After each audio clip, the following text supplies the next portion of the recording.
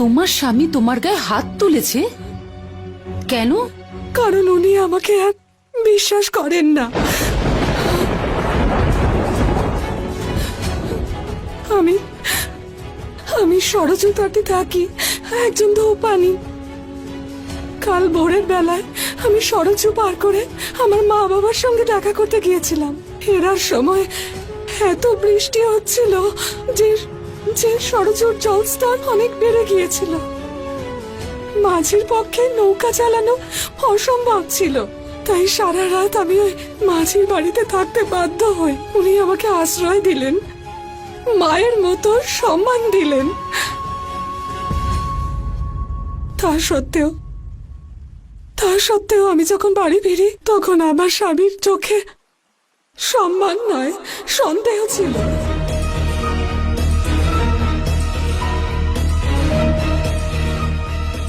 উনি আমার জন্য দুশ্চিন্তা নয়, বরং চরিত্রহীনা বলে লাঞ্ছনা করেন।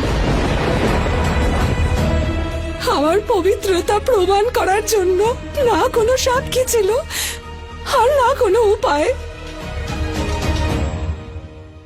তাই উনি আমাকে প্রহার করে আমাকে বাড়ি থেকে তাড়িয়ে দেন।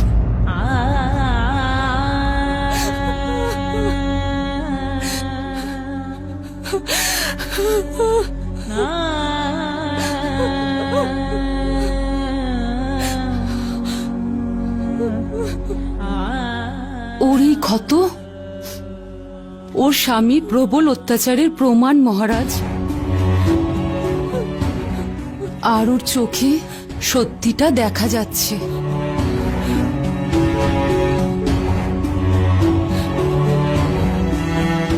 যে সত্য মহারানী দেখেছেন আমার স্বামীকে, সেই সত্য কি করে বিশ্বাস করাই মহারাজ? ওনাকে কি করে বিশ্বাস করাবো যে আমি চরিত্রহীনা নই?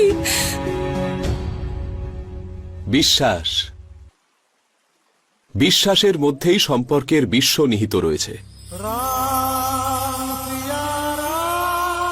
দুজন অপরিচিত কেবল অগ্নিকে নয়, বিশ্বাসকে সাক্ষী রেখে একসঙ্গে জীবন কাটানোর শপথ নেয়।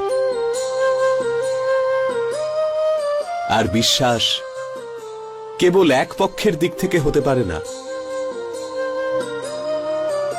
স্বামীকে স্বামীর মর্যাদা দেওয়া স্ত্রীর বিশ্বাসের পরাকাষ্ঠা, আর স্ত্রীকে সন্দেহ করা স্বামীর অপরাধ। এই অপরাধের শাস্তি ওই পাপী এখনই পাবে দাদা।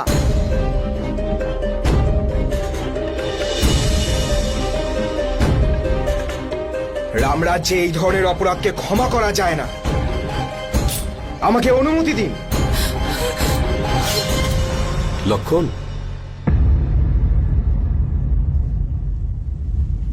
শক্তির ভয় দেখিয়ে বিশ্বাস অর্জন করা যায় না।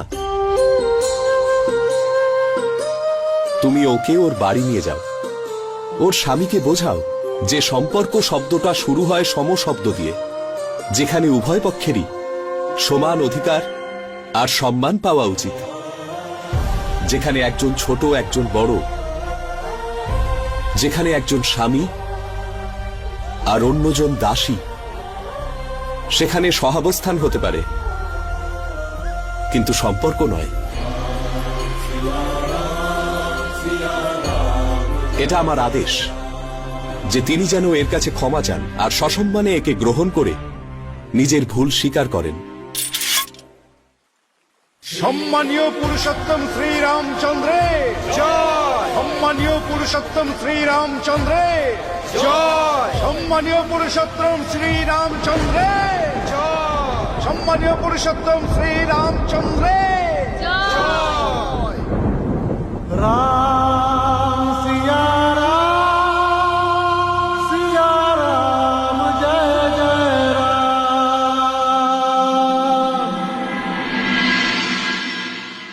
মহারাজ ন্যায়ের প্রতীক আর আপনি ন্যায়ের দৃষ্টি।